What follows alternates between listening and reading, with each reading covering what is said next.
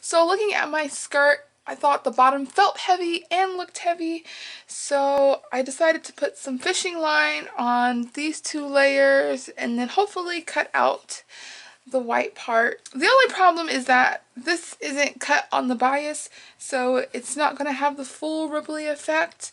I don't know if I'm going to get the effect that I want, but this seems to be adding a little bit of fullness, so we'll see after I put the other layer in if it'll work. Here it is. I put the piece of elastic in underneath right here.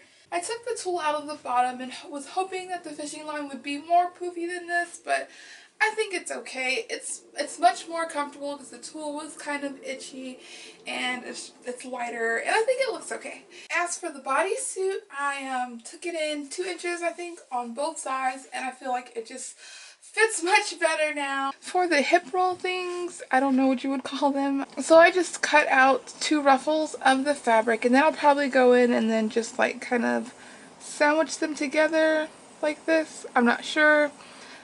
I'll mess around with it a little bit to see how I kind of want to put them together. But I thought about just putting it in 1 layer, but I thought 2, you know, would be nice since there's so much at the bottom. So I had 2 of the double strip of ruffles, and then I sewed them together and kind of gathered them, and then this is the middle front of the skirt. And so I sewed it on like the very edge of this. I'm thinking that that probably wasn't the greatest idea. I might go back in and move it over just a little bit. So now I'm going to kind of sew this up like right here and sew a seam right here, hopefully to kind of keep this portion up since it's kind of down like this. Here is how it came out. I think it looks great and it's so cute. I think it adds an extra little something to it. I also think it looks cute kind of separated like this, even though this is straying even more from the original design. I think this kind of looks cute too. Just, I don't know. Looks cute. I'm excited. Here are all my failed attempts at trying to make the shell. These are some testing out of foam and a bunch of patterns. This is a thicker foam, and obviously I don't know how to use the Dremel tool well enough. And I tried to piece it together. This was too big. This just looked weird. I was practicing on here. This is a whole lot more work than I thought it was going to be. But then I finally came up with this shape, and I like this size and this shape. And then I made kind of this test shell out of it.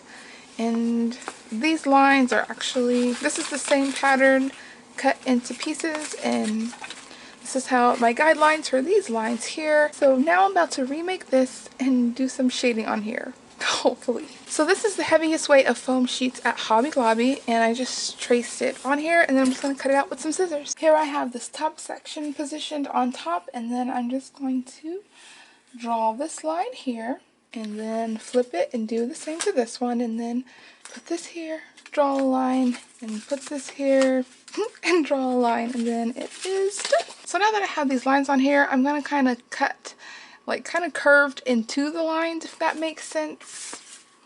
Like on here, how they curve in. That helps it look a little bit more like a shell. Now I'm going to use my Dremel, and this is just a nail Dremel that I do not use on my nails. I'm going to use this little ball to Dremel these lines in here so they're nice and defined. I might go around the edge, but I don't know. My dremeling skills aren't that great. And remember, safety first.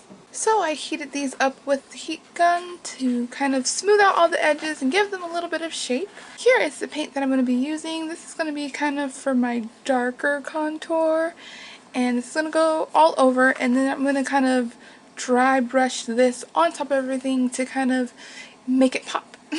So I'm going to put the darker paint on the lines and then kind of blend out the edges a little bit. I don't know. Hopefully this works. If it doesn't, then you'll see it not working as well.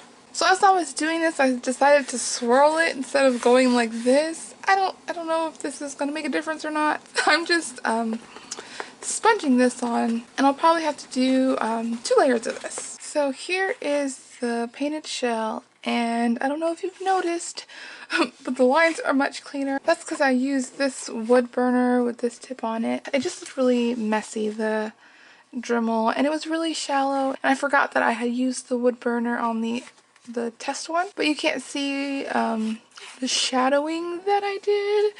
So I'm just gonna go back in with the darker paint on these lines. Here is the shell. I kind of did some shading and I am kind of happy with it. I kind of used the brush a little bit, but I mostly used a dry sponge and my fingers. Now I'm just going to put this neon purple all over it with a dry sponge all over the whole thing, very light layer. While that's drying, I'm going to make a flower clip for my hair.